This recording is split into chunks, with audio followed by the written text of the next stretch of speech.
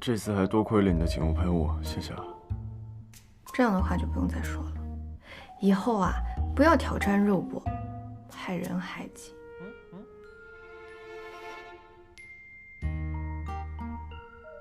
痛吗？有点。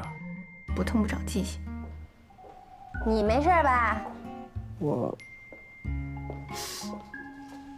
哎呀，我感觉我这个腰有点不太舒服啊。怎么啦？哦，这儿。这儿吗？再上一点，上一点。再右边点，啊，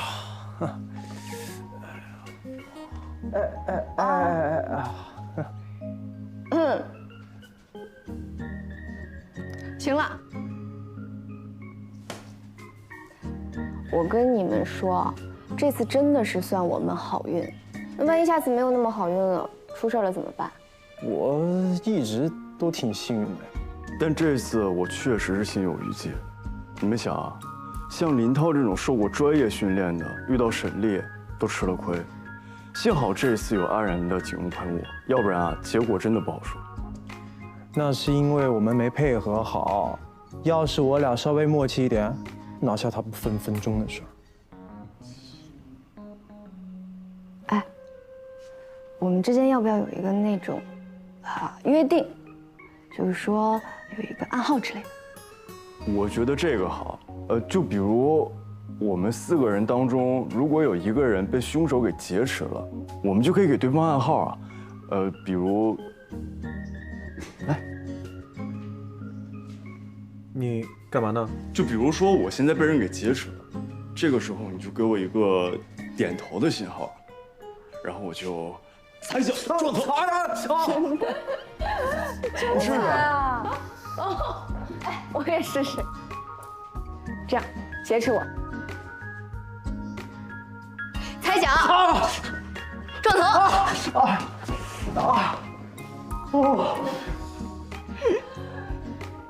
花花，你要不也试一下吧？我不用，我已经记着了。那咱们就这么定了吧？那祝我们大家这辈子都用不上这个暗号。哦，对了，彪哥在这里忙通宵的没走，我们要不要去看看他？走啊！走啦！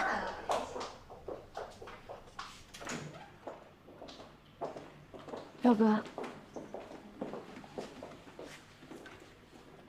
别乱动，弄乱了我还得重新整理。听说你们今天抓到一个嫌疑人，人是抓到了，可惜证据链不足，不能判断他就是凶手。怎么样？有什么进展吗？我们呢勘验了运尸车，经过比对发现，后备箱垫上的织物纤维与运尸带上的纤维一致。这个垫子上有一些遗留的微粒，有油漆成分。油漆啊！虽然凶手清理过垫子，但是因为油漆微粒它的粘度很高，很难被清理干净，所以足以证明运尸带曾经就出现在这个车的后备箱内。这个是彪哥查出来的。对，这些油漆曾经就来自于包裹尸体的保鲜膜上。案法一，彪哥，塑料膜上的油漆成分与死者家中的完全一致，确认无误。刑警队也找来了出租车辆，确认是凶手用来办事的车辆。好，辛苦你了，兄弟。可是，这跟找到凶手有什么关系啊？如果我们足够幸运的话，就能从这2袋里找出凶手的 DNA， 或者把嫌疑人的 DNA 数据拿去查验比对，如果在运尸车上发现他的 DNA， 就能确定嫌疑人的身份了。罗琦有作案动机，但他却没有作案时间。尸检结果也可以确定凶手应该是一名男性，不排除罗琦教唆沈烈杀人的可能性。2个小时之前，他们的 DNA 样本已经全部采集完毕了。即便如此，可是有这么多的毛发，这得干到什么时候啊？人多力量大嘛，来吧。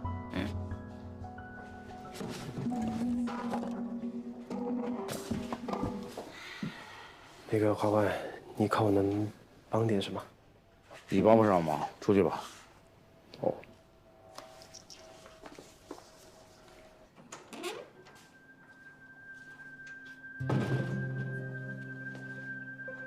沈丽，25岁，合川县人，曾在 AJ 时尚集团工作3年，罗琦是你的上司吧？前上司。你离职之后跟他还有联系吗？偶尔会出来聊个天什么的。聊什么？就叙旧呗。只是叙旧，你们之间没有其他情感关系吗？没有。那昨天晚上你和罗琦约着就是叙旧呗？昨天晚上是偶遇，偶遇不犯法吧？我那天去夜市就想找一点烟火气息的感觉，但是没有想到会碰到沈丽。她以前是我的助理，后来就没有什么联系了。据我们了解，是你提拔的沈丽。不能完全这么说，也有她自己的努力。那跟我们说说具体的情况吧。大概是在几个月前吧，网上也有消息的。我们公司处于转型期，我急需让我们集团在新媒体面前增加曝光度。再这么下去 ，AJ 时尚集团就 game over 了。什么年代了，还在玩传统媒体的那一套啊？你们不是认识很多什么主编吗？去约他们吃 brunch 啊，下午茶喝起来啊！我不管你们用什么手段，公众号、自媒体、微博，下周末我要看到 AJ 时尚集团上热搜，要不然你们全员滚蛋 ！Understand？ 说话啊！你们全都关静音了，哑巴了？罗总，我们集团没有热点事件，又拿不出钱，怎么搞营销啊 ？Chris， 你入职公司几年了？4年了。4年？你给公司完成了多少 KPI 啊？你要是做不到，你就滚蛋呐！位子让出来呀！站住！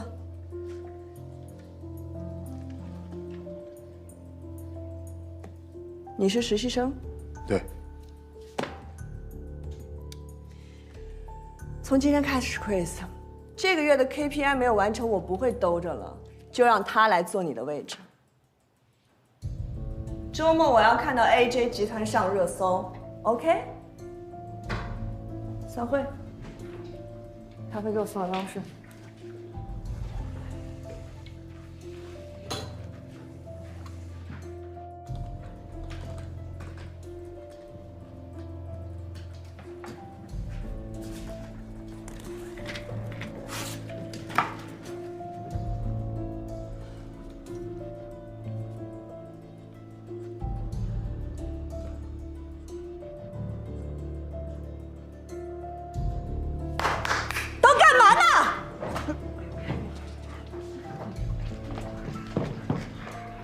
我都没睡觉。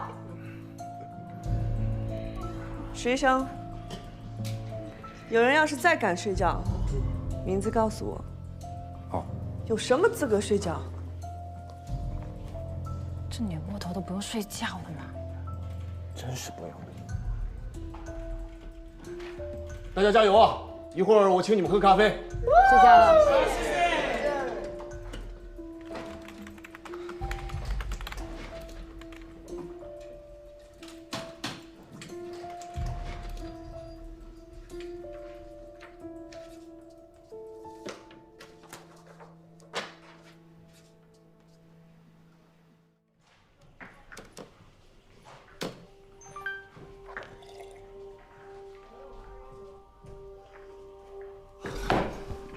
上热搜了，上热搜了！罗总，罗总，所以这个板块呢，其实我们罗总，罗总，我们上热搜了。不好意思，不好意思。哎，等一下，热搜第几名？第3。所以你看，我们时尚集团就热搜这一方面完全是小 case。沈丽呢，有能力。也有想法，一路上呢也可以说是顺风顺水吧。但是我们这个圈子呢，就是能力越强的人，就很可能会单飞，他也不例外。我也很祝福他。他离职跳槽之后，我们很偶尔的会在一起吃个饭，聊个天什么的。他从你们公司走了，你们还会在一起吃饭聊天？我们其实就是生意人，没有永远的朋友或者是敌人。那今天我们是利益共同体的话，那我们就是朋友；如果改天不是了，那就是敌人。他给我提供合作机会，我也没必要恨他吧。所以你跟沈丽只是同事关系？当然。找到了。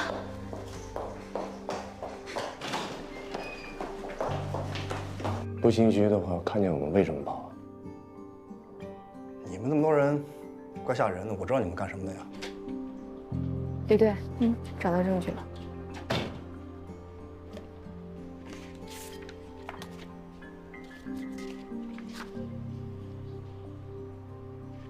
他跑不掉了。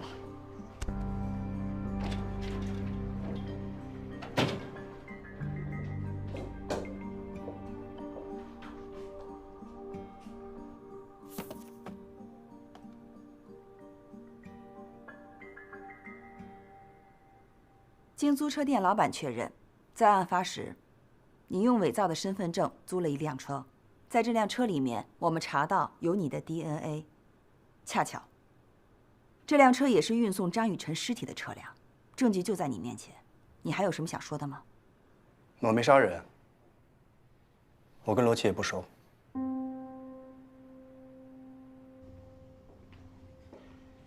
见了棺材都不落泪。我可算是长见识，我昨晚打胎都打青了。行吧，算我吹牛了。该提供的物证都有了，可惜都是间接证据。就像沈丽说的，尸体和电话线上都是郑浩的指纹，现场还没有发现他的痕迹。就算我们能证明沈丽运过尸，但是我们没有证据表明他杀了张雨晨，以及在哪杀了张雨晨。个人看法啊，我觉得吧，就是郑浩要和罗琦离婚，激怒了罗琦，而罗琦呢，就让沈丽那个臭小子杀了张雨晨，沈丽又是因为罗琦才这么做的。哎呦我去，这关系挺乱的啊。哎，之前你们去过的那个马场查过吗？上上下下都走了一遍，关于罗琦的问题也全问完了。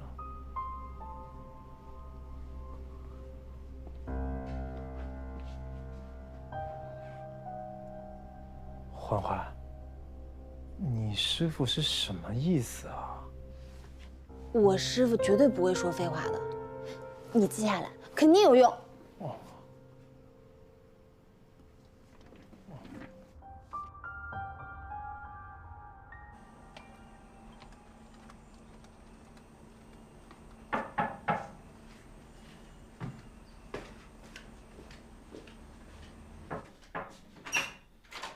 让一让，给你做客房服务来了。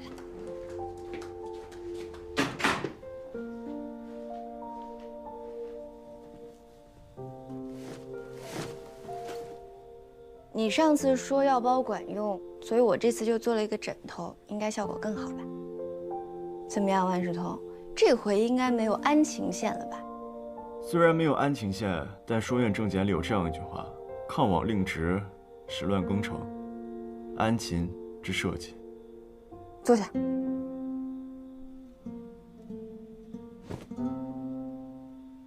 哎，你不会是想用鸡蛋和药酒去我的淤青吧？对啊。安然，你是个法医，你要相信科学。所以才要试一试啊！科学都是需要验证的。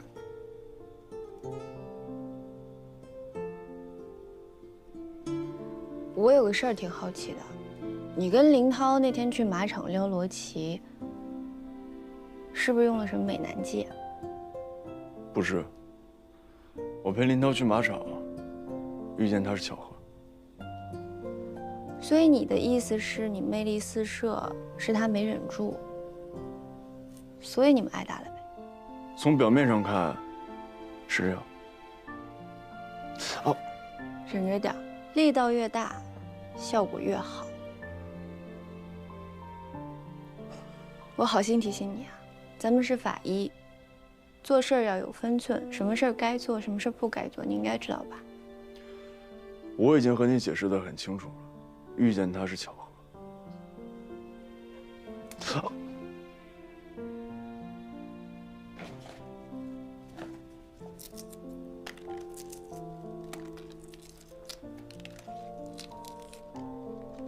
那吃了它，补补脑子，别把别人的好心不当回事儿。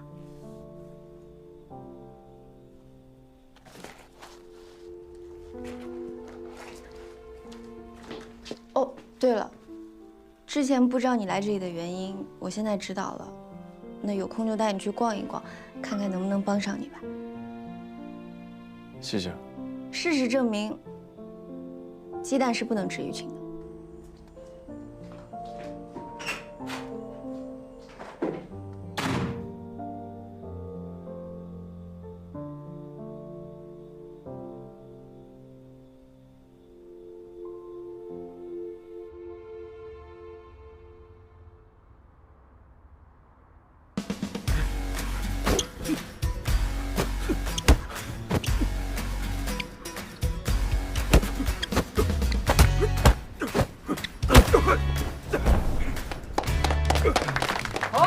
好。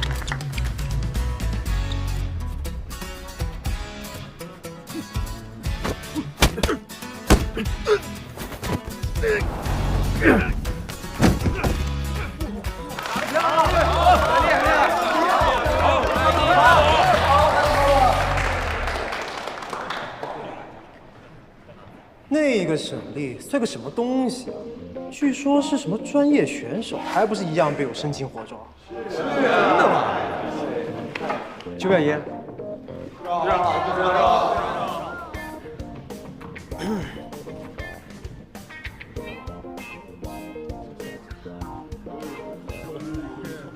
我不打人啊！这啥了？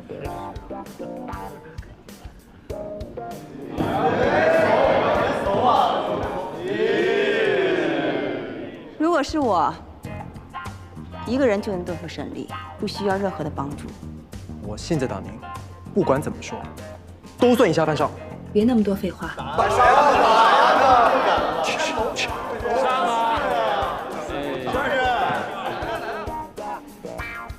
这样吧，我让您一只手。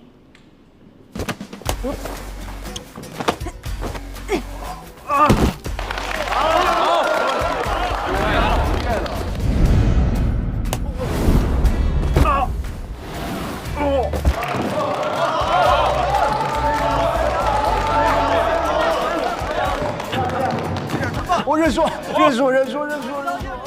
林涛，下次执行任务的时候，要学会等待救援。这次算你幸运，我不希望你们中间的任何一个人出现问题，明白吗？明白，很明白。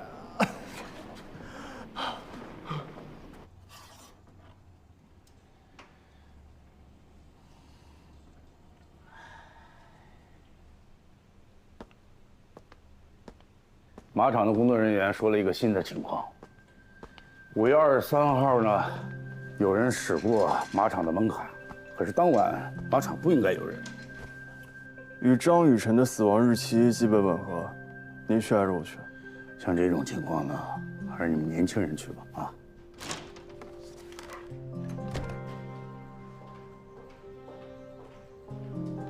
哎，去趟马场，带你骑马。你疯了吗？上班呢？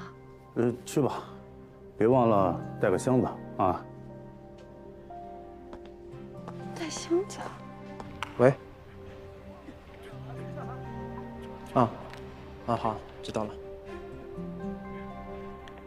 马场工作人员交代了2件事：一，郑浩昨天去马场找了罗琦，有录像，有证据；2， 5月23日案发当晚，马场的门卡有人使用过。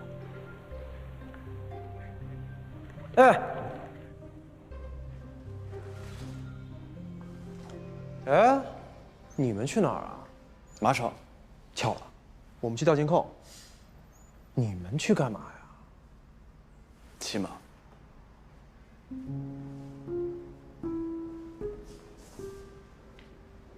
别问我，我不知道他葫芦里卖什么药。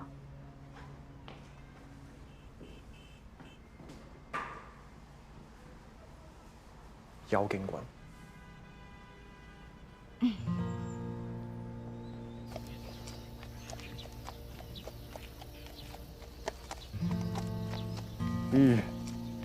你放心吧，这匹马特别温顺，对人也特别友善。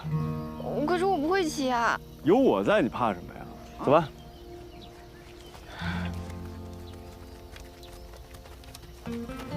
我和你说啊，我们这次来呢就是工作的，就像上次我和林涛那样。你这腹黑狗，你心机太重了。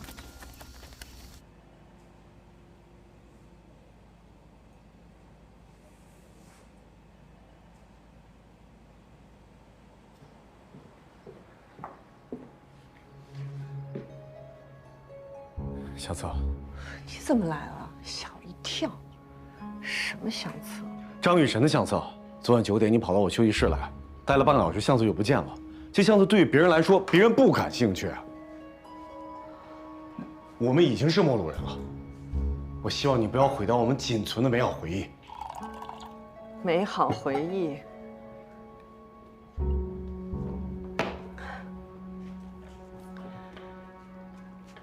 你要真的觉得是美好回忆的话，你为什么会背叛我？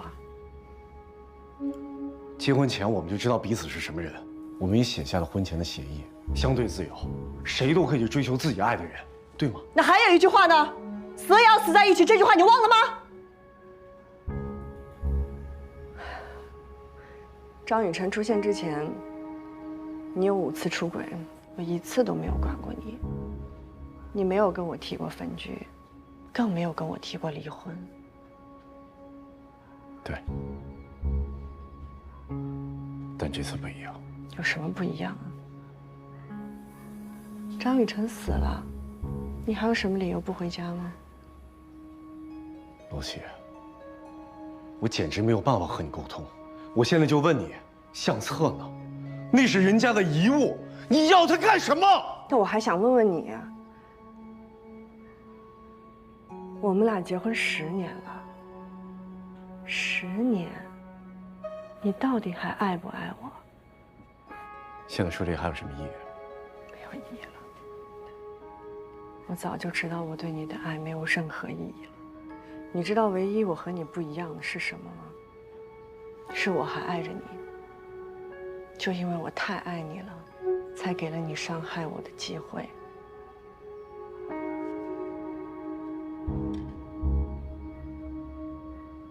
相册是在我这儿，但是我不会给你的，因为我把它烧了。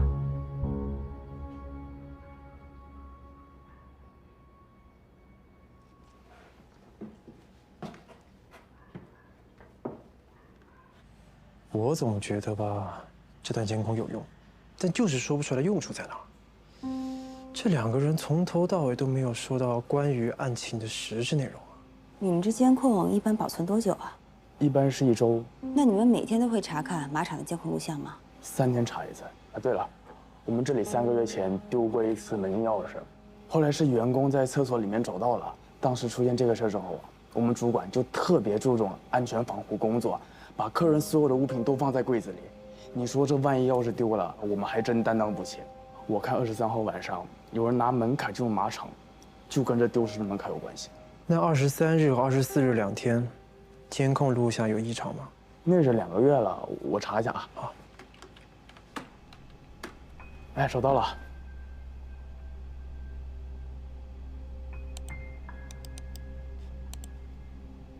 5月23号没有什么异常啊。等等，这监控时间是从凌晨开始的，之前的呢？哎，奇怪了，你这个硬盘是新的吗？不是，我们之前都没有换过硬盘的，这跟我们之前那不一样。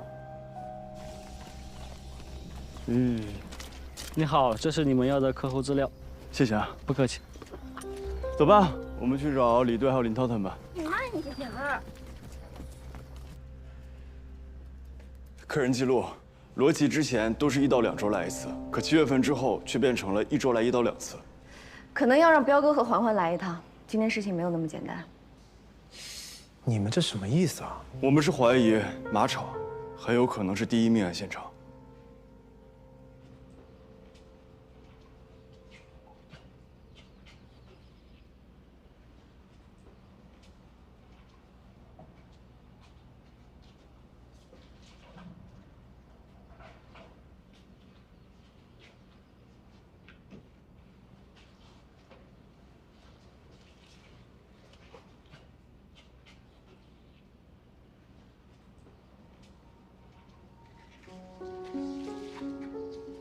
彪哥，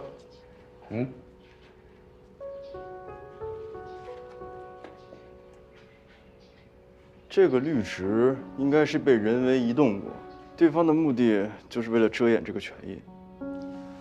我也问过经理了，他说他当时也注意到这个绿植被移动过，但没有当回事儿。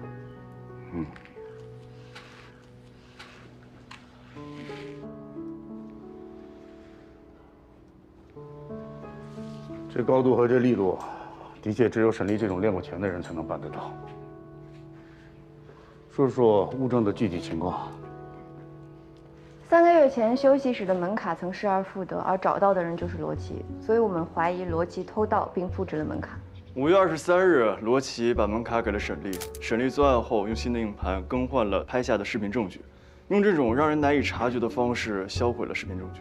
你的意思是，沈丽设法把张雨晨引到了马场，杀人之后把张雨晨又拉到他家里包裹尸体，并且销毁了监控视频。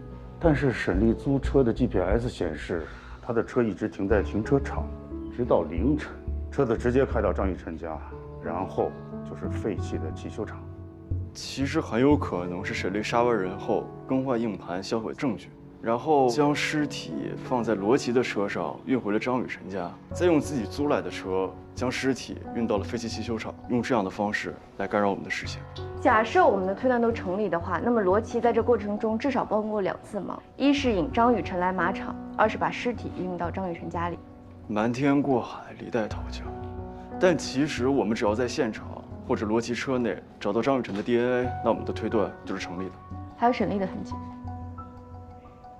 找到了，带血的玻璃碎片，正好我们的生物提取仪也下来了。我去罗琦出差的酒店看一看，再去核实一下他不在场的证明。师傅，你是怀疑罗琦做的手脚？我只是确保万无一失。我建议把这段监控视频放给沈丽看。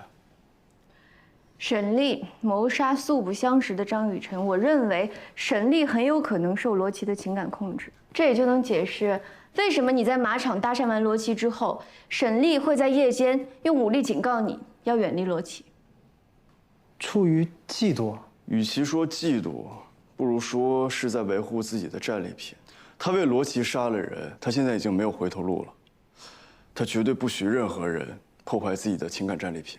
杀人后，沈丽并没有离开河川县，而是留下暗中联系罗琦。难道沈丽在等机会和罗琦私奔？如果说他们利用指纹来嫁祸给郑浩，那一旦成功的话，郑浩和张雨晨都会消失。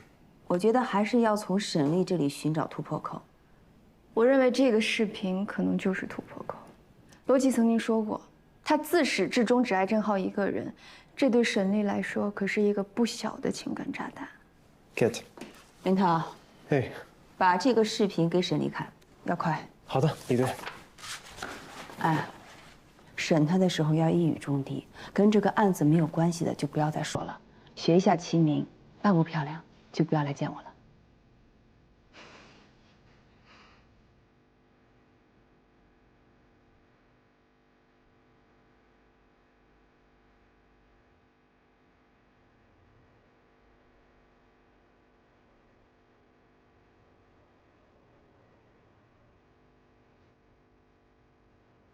警官，您看了我已经5分钟了，有什么想问的你问他。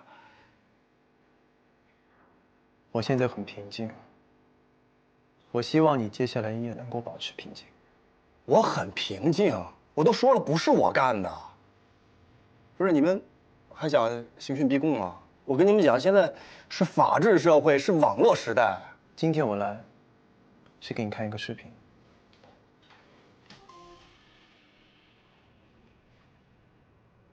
我们俩结婚10年了，10年，你到底还爱不爱我？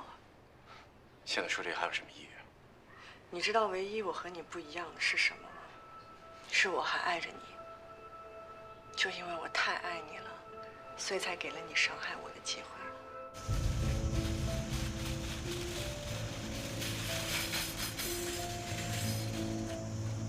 我们酒店的餐车都在这儿了。好，谢谢二位。不客气。师傅，你在想什么呢？我在想，罗琦住在酒店16层，当晚他没离开过酒店，监控显示只有餐车进出过他的房间。如果他想瞒天过海逃离酒店，伪造不在场的证据，那只能在餐车上做手脚。一旦他对餐车做了手脚，就会留下指纹、毛发和其他的 DNA 证据。但是师傅，这些餐车已经被很多人用过无数次了，数据量太大了，怎么找啊？我们要把每辆餐车都标号，提取物证带回技术科，和罗琦的数据一一做比对。哦，对了，我提醒你们一下啊，一定要做到准确无误，不能有半点纰漏，否则我们得重新返工，懂吗？开始吧。好。但有个问题啊，师傅，你说他这个餐车也没法藏人啊。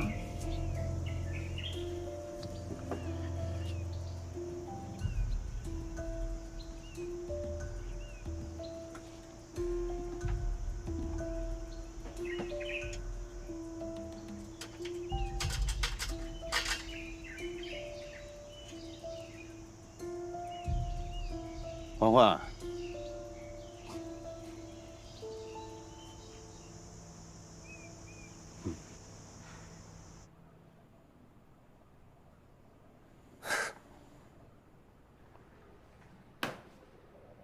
怎么样？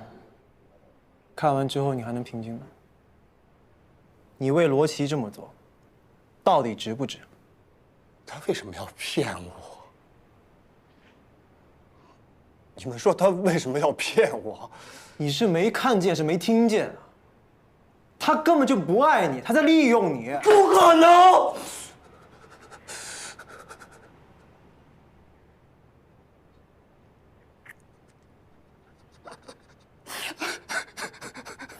行吧，等罗琦落网，我会提供你们2个人见面的机会。但你现在要告诉我真相是什么？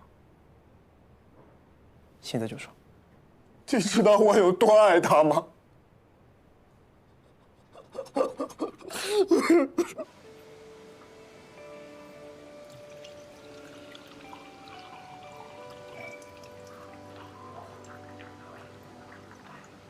谢谢。来点吗？哎。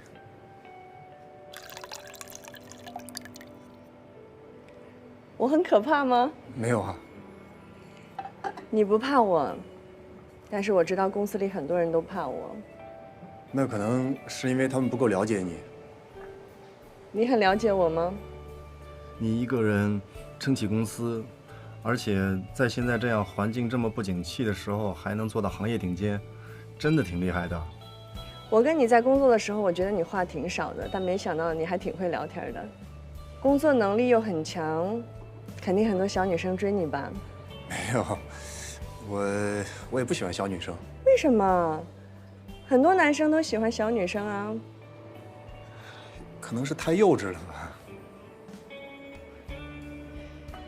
喜欢成熟的。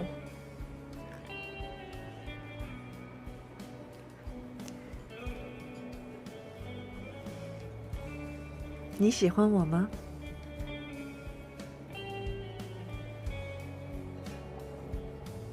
我是认真的。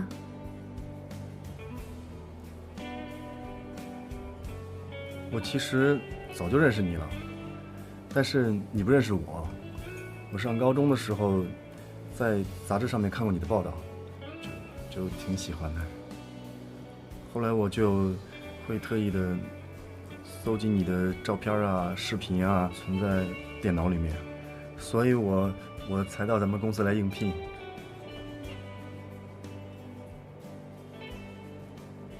在生活里，能把梦想变成现实的人很少的。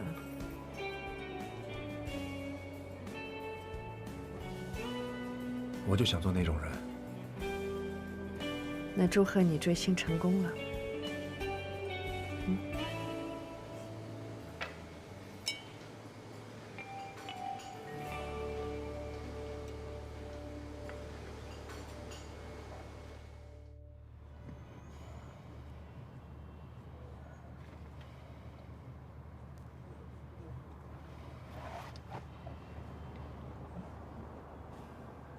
你家住哪儿啊？我今晚上不想回家。你喝多了。喝多了才敢讲真话。那你还有什么真话要跟我说吗？你老公出轨了，所以你很伤心。你每天在公司里面加班到半夜不回家，公司的人都传开了。他不值得你为他难过。真的，他不配。你干嘛那么在乎我的事儿啊？我连做梦都会梦见你。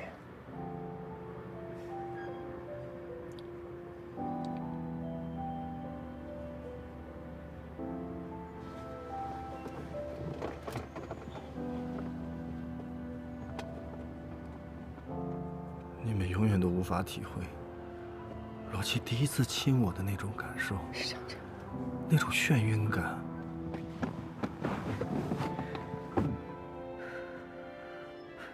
我不想因为寂寞开始一段恋情。下车吧，我给你叫了车了，马上就到了。所以我肯定他是真的爱我的。感情这种东西是装不出来的。我没什么可说的了，反正我们的爱情，你们是不会懂的。你不说清楚，我们能明白吗？啊！而且在你看的是爱的东西，在他那还不知道是什么呢。你不觉得你们之间的相处，他一直在引导你，控制你吗？你什么意思？你仔细想想我说的什么意思？我等着你告诉我。我给你提个醒了，在两性关系中，越是难征服的女人，这个男人就越想去征服她。这感觉熟悉吗？类似的情况有没有发生在你身上过？不知道那一次算不算？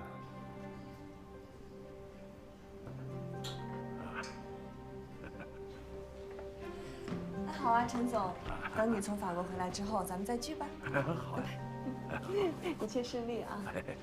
走了走了。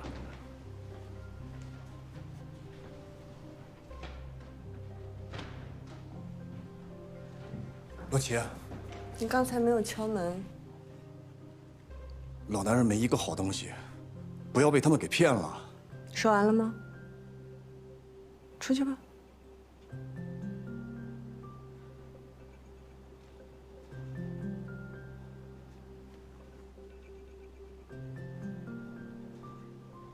今天晚上6点，马克西姆餐厅。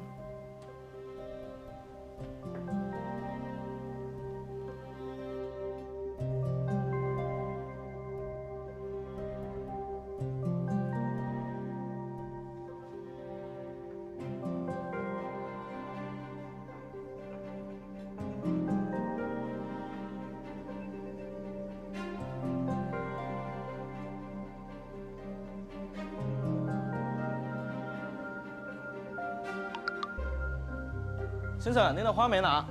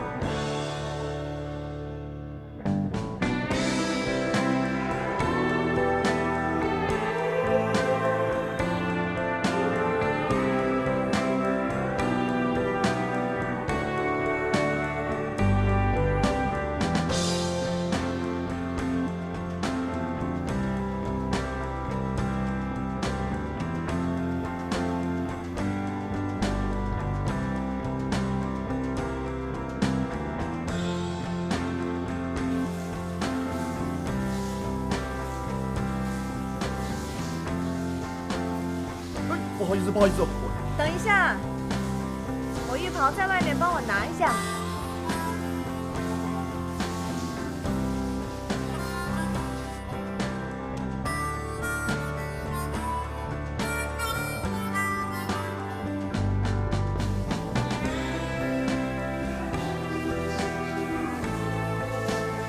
哎，